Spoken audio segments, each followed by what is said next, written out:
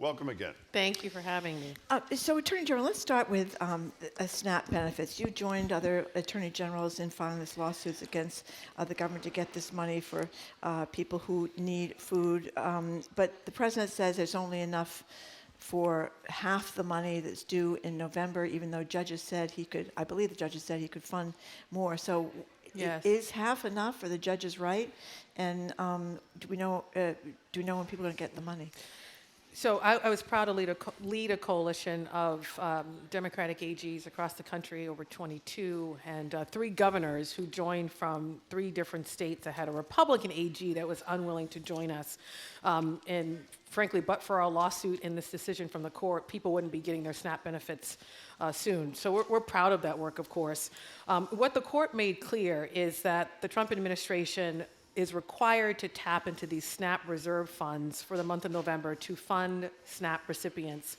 And this is a fund that's close to $6 billion. But they also have the authority to tap into other resources available to them, Section 32 funds, they call them, other funds that are in the billions.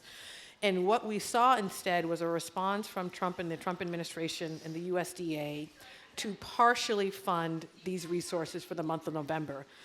This is problematic in a few different ways. One is they made an intentional policy choice. They could tap into billions to fully fund every single person, all 42 million Americans in the country, including 1.1 million folks here in Massachusetts. They could fully fund them. And this is mainly children, seniors on fixed income, veterans, people with disabilities. So they didn't do that. What's also worse is not only do they have the money, this is the first time in the history of this country, whether a Democrat or Republican president, where you have ever had SNAP benefits not funded, even during a government shutdown. It has never happened. So this is an intentional policy choice by the president. Put aside Congress for a minute. This is all within the hands of the president. And so our court order is forcing them to do something. Of course, I wish we're fully funded. We're doing our best to get the money out as soon as possible. Based on our conversations here in Massachusetts, it looks like folks could get relief maybe in about a week. But even that delay that we're seeing, and that's my last point, is because of this administration. They knew, and they said at the beginning during the government shutdown, that they would fully fund. So we waiting for those resources to come.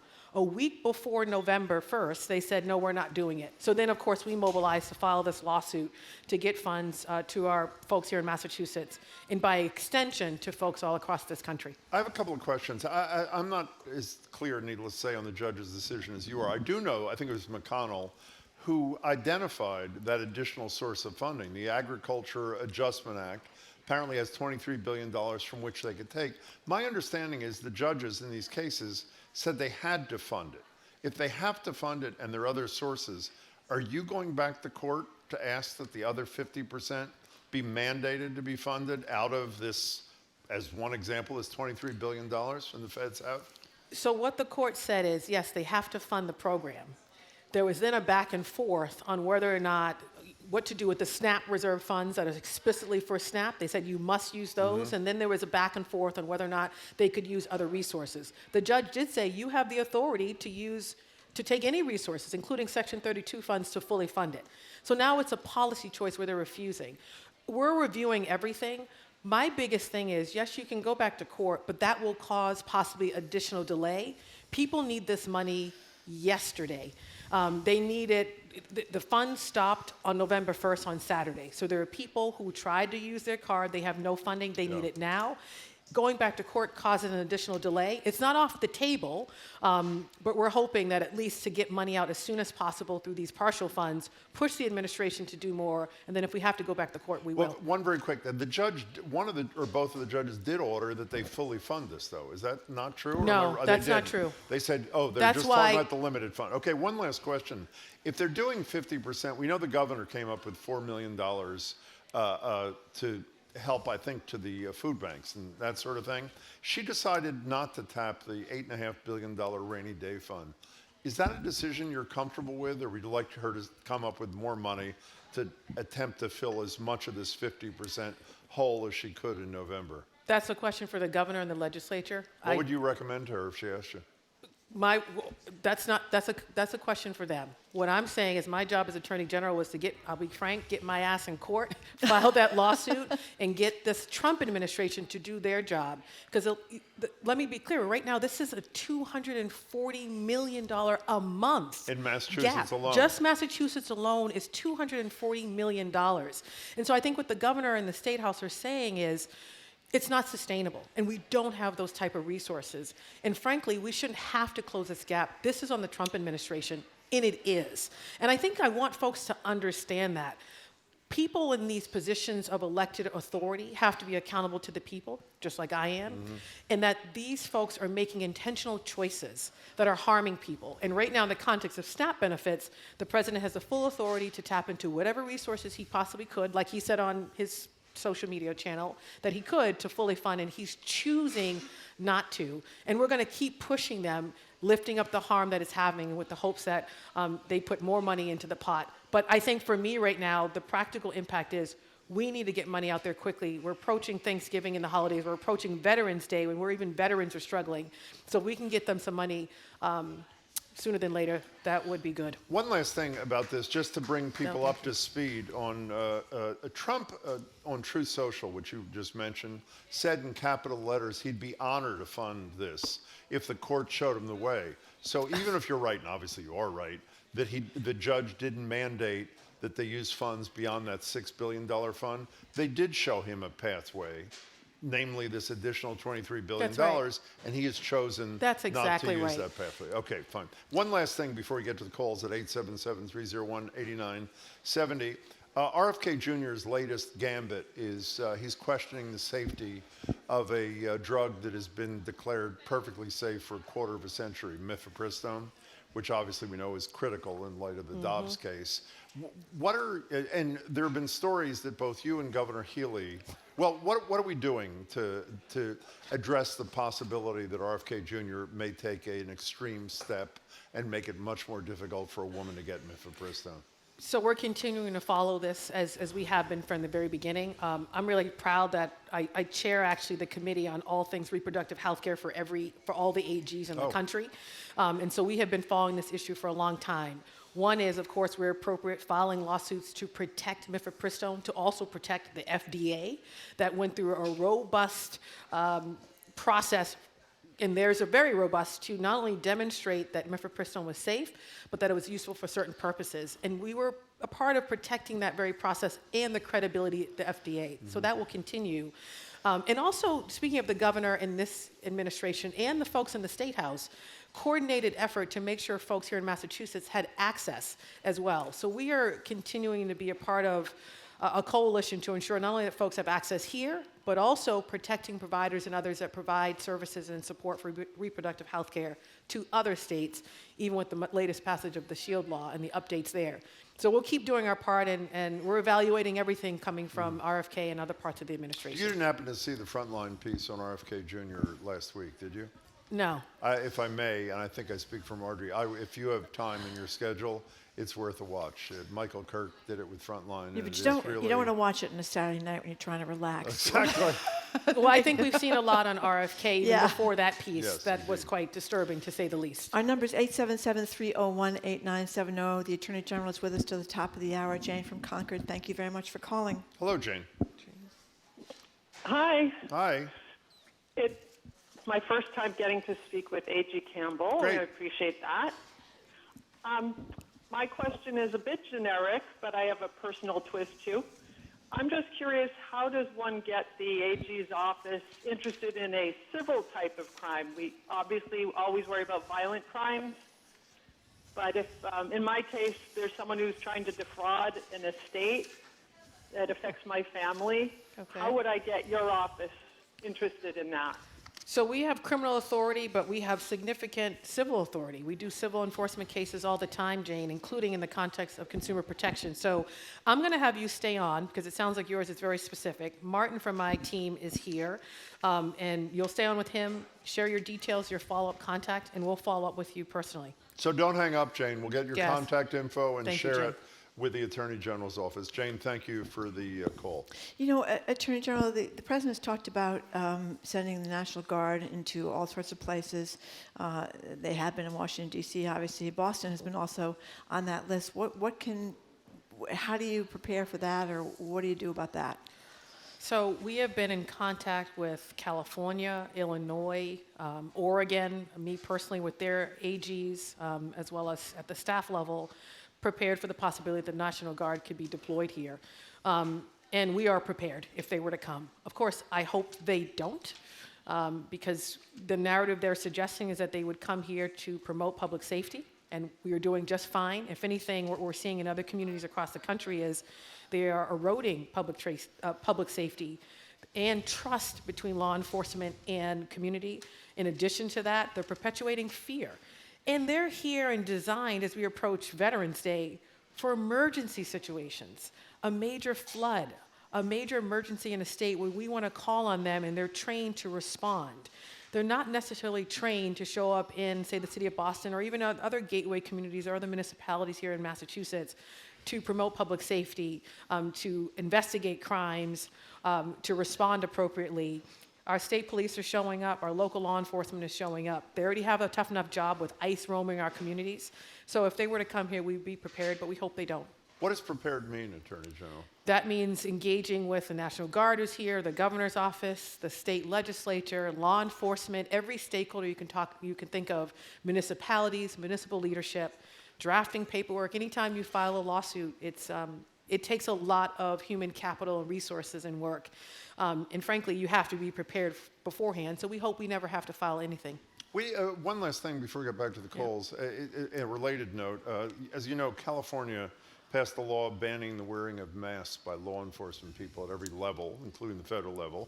There's some question as to whether or not a state can require federal authorities to do it. Nevertheless, it hasn't been tested. Judge Young, who was nominated, I believe, by Ronald Reagan, said that law enforcement people who wear masks are like cowardly desperados and the despised Ku Klux Klan. That's a federal judge speaking. Do you support legislation? The Senate apparently does, according to the Senate president, that would ban masks on all levels of law enforcement? So we've been in communication with them. Specifically, this has come up in the context of ICE.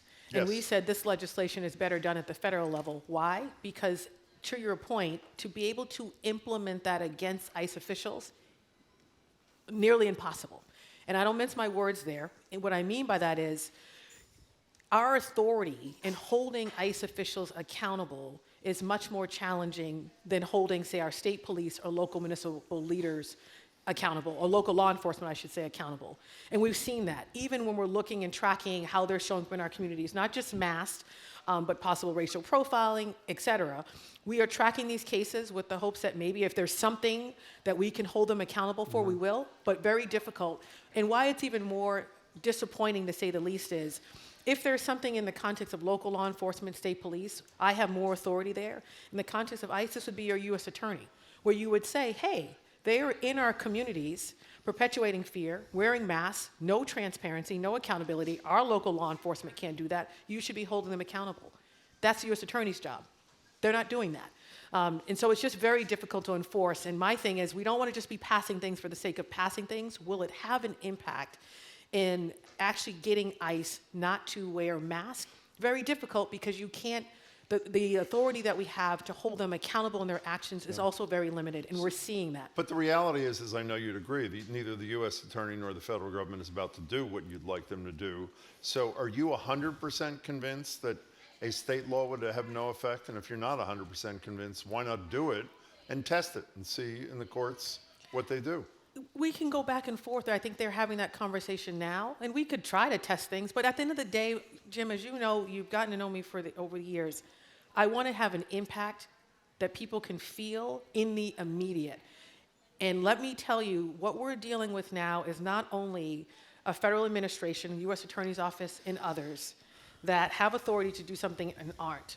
Even if we were to try to hold them accountable, in attempting to even do that, if we were to arrest an ICE official, it's very difficult. A judge might even throw it out because of federalism. But what's worse is retaliation and retribution coming from this federal administration is very real.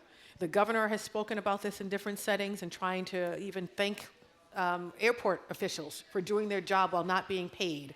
And some of the retribution that was inflicted on some of those airport officials for her extending gratitude. We obviously saw the indictment of Tish James. So I'm just saying there's also a culture right now and an attack on even trying to hold folks accountable that makes even our jobs much more difficult. I have no fear, don't get me wrong, but these are considerations that others are thinking about and thinking about how we do our jobs well. And if I can end on this note, because it's Tuesday, it's an election day across the country, including here in Massachusetts, I encourage everyone to get out and vote. Our tools at times will hit a wall, including because of federal laws that are not on our side in terms of our authority, limit our authority, I should say. But civic engagement has tremendous power. People have tremendous power. And I encourage folks to vote because you have a say in who occupies these positions and these elected offices. And if they're not delivering for you the accountability you want to see for ICE, your SNAP benefits, your public service loan forgiveness program that we filed a lawsuit on yesterday, your heat assistance that now is under threat, then replace them with other people. Attorney General, you just mentioned retaliation against airport officials. What do you mean?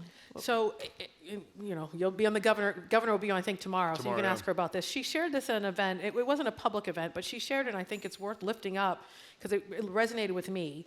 You know, obviously, as the governor, she goes around the airport and thanks folks when she's maybe traveling. And she thanked folks who maybe work for the state, but also folks who are currently working for the federal government that are not getting paid. And I think those folks were called into maybe a union meeting or something like that, where they were maybe chastised or something happened. I don't have all the details, but something occurred post her extending that gratitude, where they were in some way called into some meeting or something. Wow. Because maybe the president got wind that she extended that gratitude. So this is what we're talking about. This is the state of affairs. And people aren't making this up. Even as we ask our nonprofit leaders and other folks to stand up in this moment in time and do what's right, we're mindful of the significant threats that people may face personally and professionally by doing the right thing. I don't shy away from that. I think it's important, but just wanted to name that. Phil in Danvers, thanks for calling. You're on with the Attorney General. Hi, Phil. Hi there. Hi. I have a question for the Attorney General, and my question is, if the Attorney General's responsibilities, one of the responsibilities, are to enforce the laws of the state, is that correct? Yes. Okay. So when question 2 on the ballot was approved about auditing the state legislature, which Question was one. voted, question 1, which was voted by a majority of the voters, which, from what I understand, became law. I just don't That's right. understand why you're not enforcing it. So thank you for that question. I am attempting to. So I agree with you, Phil. Question 1 is the law. I absolutely support the will of the voters, and I take that very seriously. In order to enforce question 1, we have asked the auditor for certain information, including what would you like to audit the legislature for?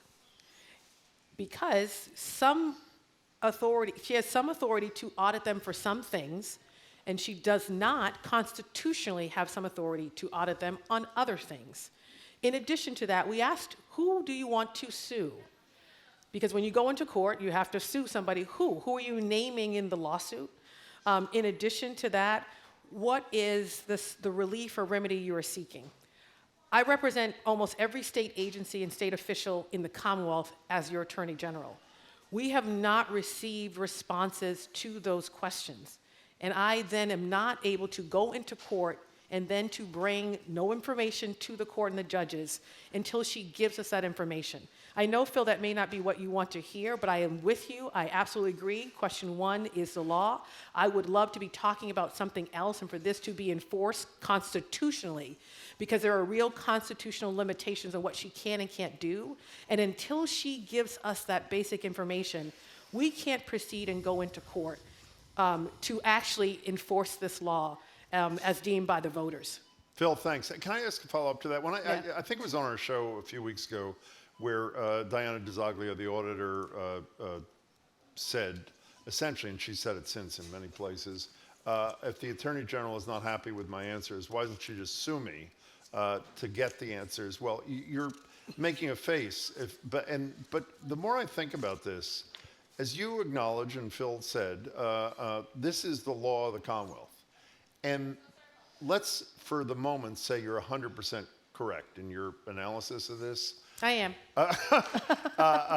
She might say she's close to 100% too, but for argument's sake right now, one public official, by your standard, is frustrating the will of the people, and it seems to me that an attorney general should not let that happen.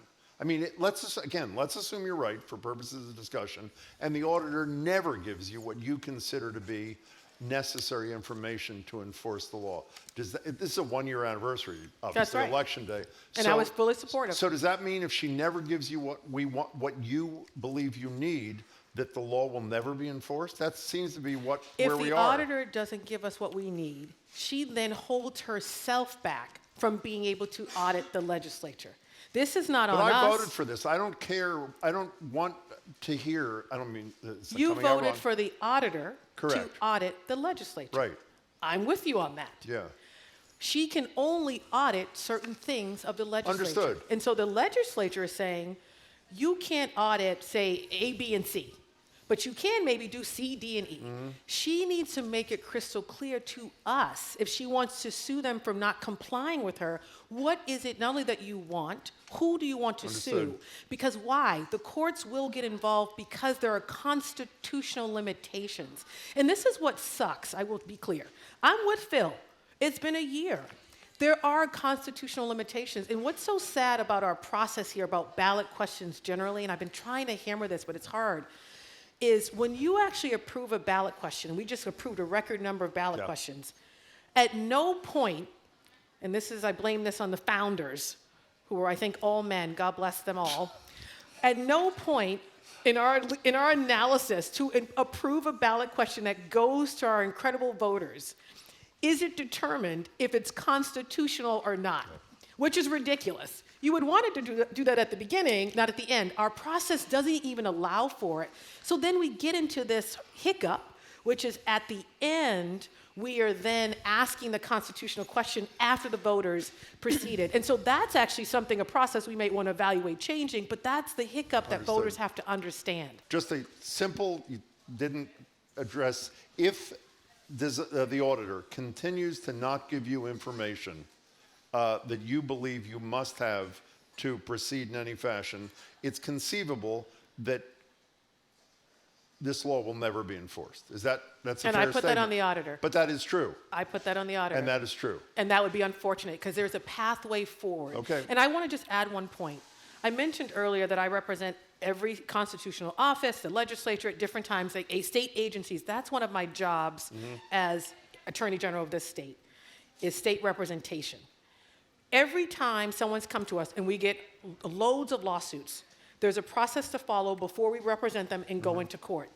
She is the only one who has not followed that process. And that's what I'm trying to make clear to the voters by saying it's not personal, it's not an attack on the auditor, it's not suggesting she's not doing a good job. That's not it at all. Question one is the law. I want to have her be able to go and audit the legislature, but there are constitutional limitations of that. And those don't just go away overnight. And I wish our ballot process were different. We determined this at the outset. We don't. But there's a pathway forward if the auditor follows the process like everybody else. Okay. And you can't bring the political into the court. They want the facts. We should also remind Phil that you told us several months ago you actually voted for question one. Yeah. Last thing, she is saying you got a big increase in your budget from the State House to reward you for blocking the audit. Is that true? That's nonsense. Okay, let's go. Kate in Concord, hi. We got it for Trump. Hi, thanks. No offense. To file our SNAP lawsuit and to file, to protect public service loan forgiveness programs and the billions of dollars that we're trying to protect in Massachusetts investments. Thank that you. they're trying Hi, to take Kate. away. You're on with the AG. Sorry, Kate. No problem. Thank you, Jim, Marjorie, and AG Campbell every single day. Attorney General, I sent you an email yesterday, which I never do, in response to something that I read, and if I could just read a couple of quick lines of it. When the rule of law breaks down, successful resistance requires non-compliance and soft secession. Blue states stop cooperating with federal enforcement.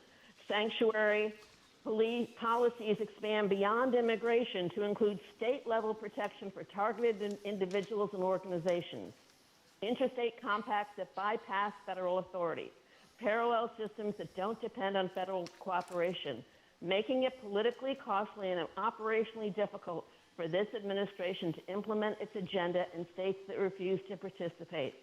I would love your thoughts on that. Well, I have to get, thank you. I'll have to look That for was the a lot. email, which you Yeah. sent yesterday. But Kate, thank you. I will say everything's on the table. And what I mean by that is our number one most impactful tool is our litigation. As we saw in the SNAP case, we don't file that litigation. We don't lead the way here in Massachusetts. Folks don't get their SNAP benefits, which will come. Same is true for our public schools. And so right now we have 41 lawsuits against this administration, 41. And they tried to come for $3.24 billion in Massachusetts investments. Our lawsuits have protected $3.01 billion in Massachusetts investments. That means $210 million continuing to flow to our public schools, which would not have opened on time without our lawsuit. That means our clinical trials, some of our NIH funding, as you know, infrastructure projects. So our litigation tool we're maximizing, Kate. But we're also in the State House passing legislation, the SHIELD Act, that updates SHIELD Law 2.0. We were helpful in drafting that to protect providers who are providing reproductive health care, who are also training folks in other states. These legislative solutions are going to protect us long term. We have more expansive laws here and more rights here than sometimes our federal government gives us, so we can keep expanding those, to your point. We also are beefing up and doing what we can through our grants tool. So funding some of the work. We just put out $300,000 for eviction ceiling, for example, knowing the federal government's doing nothing on housing. People who, for example, win their eviction case, still have an eviction record, but need help with legal services to get it sealed. So we are thinking outside the box, and we're also talking to other AGs on your blue wall, not just in our litigation perspective, but how we come together maybe on healthcare and other places to protect our people. So I'm with you, Kate, just to say big picture, everything's on the table. And then because we're on election day, I also want to remind folks, equally important is our people doing what they can, continuing to show up to work, continue to fight the fight, but also voting to hopefully have different elected leadership that gets what you're talking about.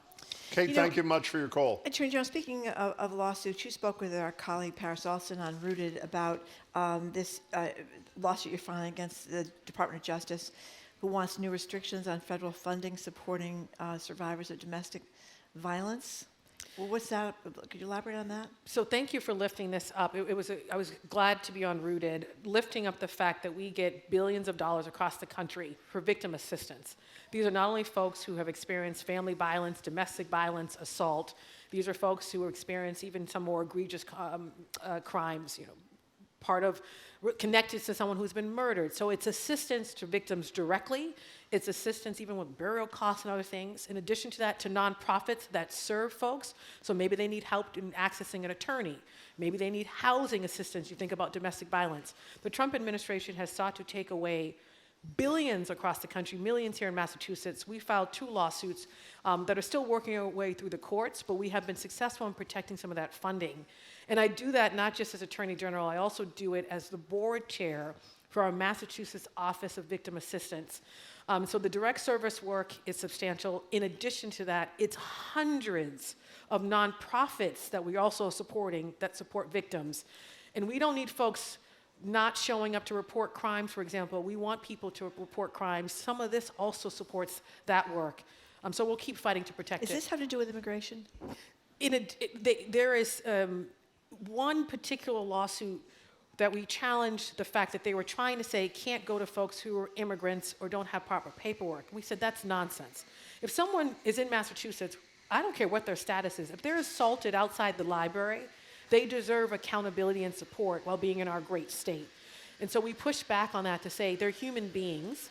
And in addition, if you start to chill who we're helping as victims, by the way, they're victims, folks will be less likely to come to local law enforcement to report crimes. So there's a ripple effect in terms of promoting public safety. So we challenge all of that as unlawful. And so far, we're being successful as things are still working their way through the courts. We are going to take another phone call, but while we do, Jose is over there. If he can approach the mic, we'll get to him immediately after David from Conway. You're on with the Attorney General. Welcome, David. Hi. Hi. I have a question about my right while I am protesting on an overpass with a banner that says Trump equals fascism. If I am approached by a van full of masked people who will not identify themselves, what are my rights? Can I protect myself? David, we got it. How about it, Attorney General? Oh, so, sorry, it looks like Yeah. something going on in the library. First of all, David, thank you. We stand up for the First Amendment. We stand up for people's rights, and sometimes it may be uncomfortable conversations. People don't say nice things to me all the time, but they have a First Amendment right. And if anything, we are standing up for that and making sure that people are not criminalized as a result of exercising their First Amendment rights. So it depends on the context, right? There are some cases where people are saying, well, we responded, and while they were exercising their First Amendment rights, for example, they then were threatening us in some way, and they were detained for some reason. I don't know the facts. I would just say it's a case-by-case basis, but I stand up for anyone who is exercising their First Amendment rights. You know, I'm sorry, go ahead, Marjorie. I was just going to ask about Thank this. you, David, for calling in. Someone asked Speaker Mariano. We I'm promised sorry. Jose. Well, Can we I'm take- sorry. I'll wait till after Let's Jose. take Jose's I'm sorry. question. Go then we'll ahead. Jose, Yep. you're on with the Attorney General. Jose's at the library. Hi, Jose. Of Hi, good morning. Hi. Thank you, AG. Thank you, Marguerite and Jim, for the show. course, thank you. I came here because I feel I've been to feel a discrimination at the workplace. Okay. Like, for example, in January, my supervisor said, we're going to treat us different because we are a different people of color in that warehouse. Let me on 3 times, okay? I'm going to demonstrate lack of freedom of speech. 3 times you've done this. Okay, Jose, just wait 1 second while this gentleman decides to calm down. Right now, in the U.S., prison camps are being built Okay, for prisoners and guillotine. can we ask this gentleman to leave, please? 160,000 of them to kill the people they don't want. Probably about 100 million. 100 Okay, we're going to take a John back in Brighton. We're going to take a 30-second break, and we'll be right back. Jose, I'm really sorry. My apologies for interrupting you. That's Did okay. you get the question? Were you done? Or? So, he started Oh, with then please discrimination and continue, employer Jose. My discrimination. apologies. That's okay, I understand, thank you. And I feel I've been discriminated at the Okay. workplace. Like in January this year, my supervisor said he's going to treat us different. Okay. In October, last month, me and him have an argument. I went to the HR to complain. The HR gave me an idea to meet the general manager. On Friday, I met the general manager, explained to him what happened.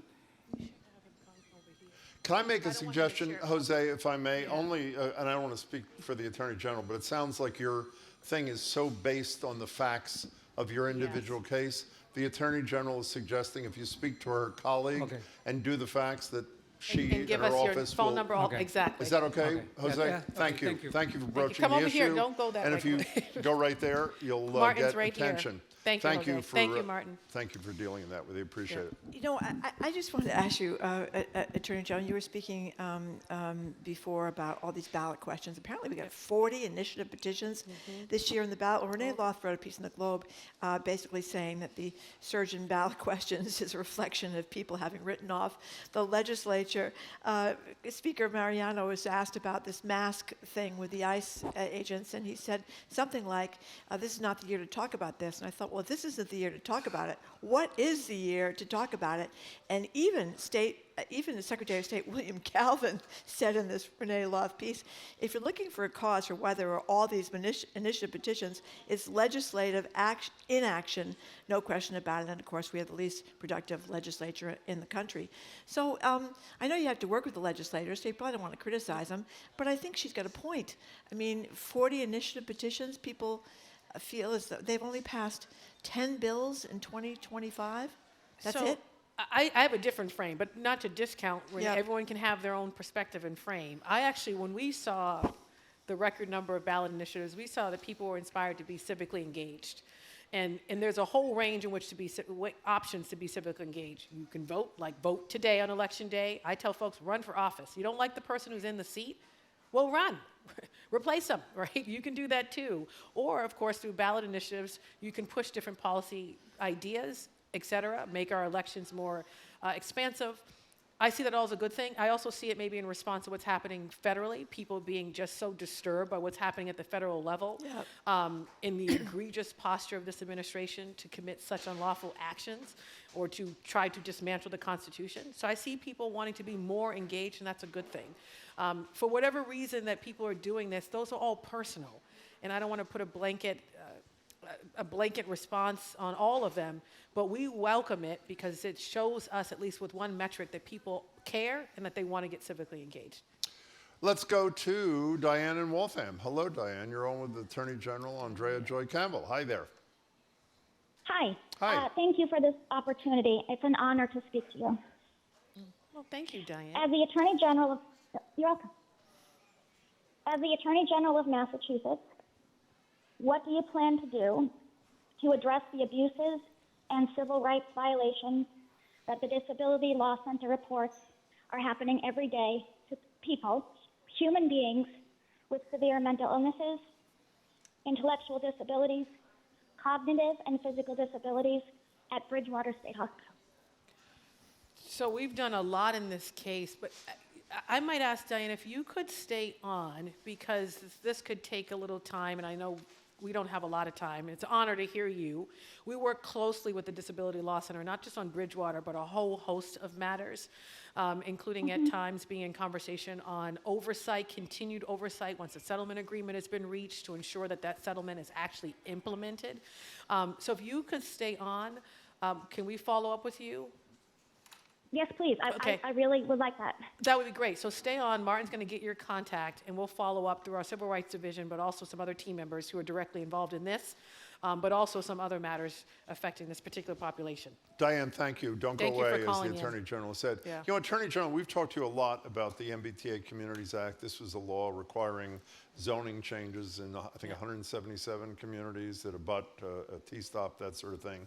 Passed under Baker, clear commitment from Governor Baker, I'm sorry, clearly supported in a big way. I was going to say strongly, but I don't use that word anymore for obvious reasons, by both the governor and bigly, I should say that. Bigly. By Never seen anything both like the it. governor and you. There was a really interesting piece a few months ago in the Globe that we've never talked to you about, that some communities are legally circumventing the requirements of the MBTA Communities Act, and they give examples of things like allowing 4-story buildings in an area that already has 3-story buildings, and obviously they're not going to tear down the building to build a 4-story building. And the piece in the Globe suggests, a couple of pieces in the Globe, that rather than the goal of 300,000 additional units, I think I have the number right, it may end up there are only 30,000 additional units. Does this concern you? Does the law need to be amended to ensure that these sort of backdoor ways of avoiding the mandate don't exist? What's your reaction to this? So mine is we have to enforce the MBTA Communities Law, which we've been doing. I'm actually proud. I was getting the numbers this morning. We have 158 out of 177 municipalities that have adopted zoning. Even Marshfield adopted compliant zoning, even though they have a matter before the court that we think the court will say there's no merit because it's not the MBTA Communities Law is not an unfunded mandate. So these hiccups along the way have held us back from implementing it in its fullest force. But let's be clear, the MBTA Communities Law was only one tool to try to solve our housing crisis. We have to do a lot more. And I think it includes more zoning changes, of course. We have the accessory dwelling units that my office is now actively working with municipalities on. That's a part of the regular basis. housing bond bill, right? right? But Yeah. building more Yeah. accessory dwelling units. We have to move development faster, right? Some communities do it quite well, others don't. But I think there has to be a posture from everyone in this state that right now the number one issue is affordability, and the number one issue under affordability is housing. It's too expensive for renters, owners, people are leaving, young families, elders can't downsize, employers are saying, forget it, I can't afford to house my employees. So we're doing our part by enforcing the MBTA Communities Law, bringing more communities into compliance, following up through our new housing affordability unit at that zoning level to bring about more housing and not have folks stand in the way of developing more housing, including more affordable housing, more multifamily housing. There are other ways in which to do that. In addition, One of the things that we're actively, of course, involved with is ensuring that folks who are trying to access housing, they're not being discriminated against, including folks with disabilities, to Diane's point and others, which is a big part of our housing portfolio. We've invested in our neighborhood renewal division that's doing more work with municipalities and taking blighted property or vacant lots and turning that into homeownership opportunities, especially in central and western Mass. So each of us has to do our part. I'm proud of our office because we've actually prioritized housing in a way that I think previous administrations haven't, given the tools that we have, including on MBTA communities, and we'll keep doing that. But I think everyone needs to understand that if we don't get ahead of this, and particularly on the zoning pieces and make it easier to build more housing, that jeopardizes our economy, it jeopardizes our leadership, and of course, more folks will want to leave Massachusetts because it's too expensive to buy a home and too expensive to rent. I don't think anybody would quarrel with the notion this is just one, I hate that expression, tool in the toolkit. You didn't use that, but it's just one housing, an important housing thing, and there are others that are needed. But focusing purely on the MBTA Communities Act, are you worried that there are loopholes in it that will cause far fewer numbers of units to be built, that loopholes that need closing in the law? I think that's a question for the legislature.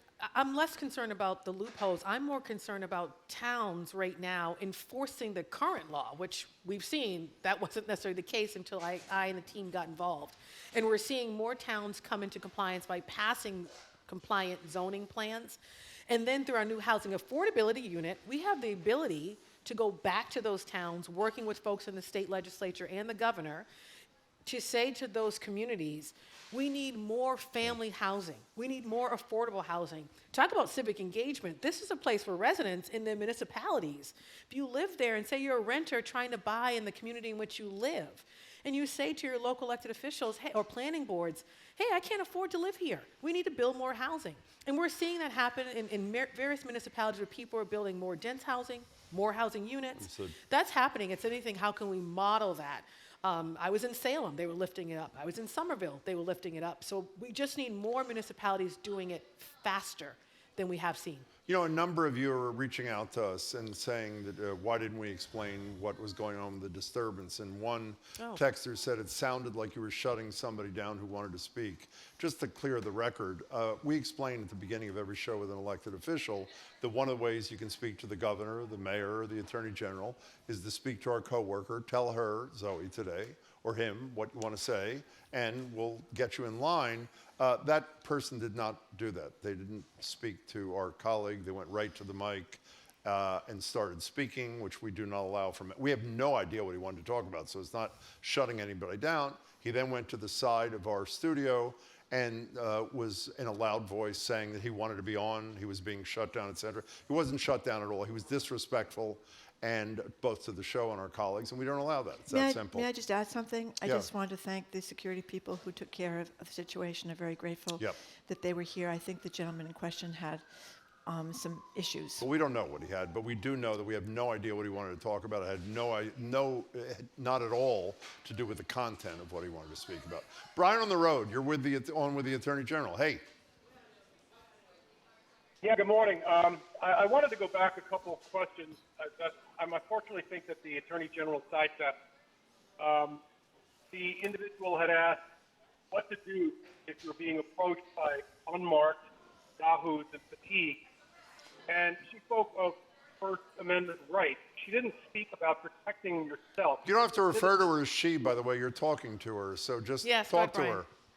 There's a few things. You could call 911, right?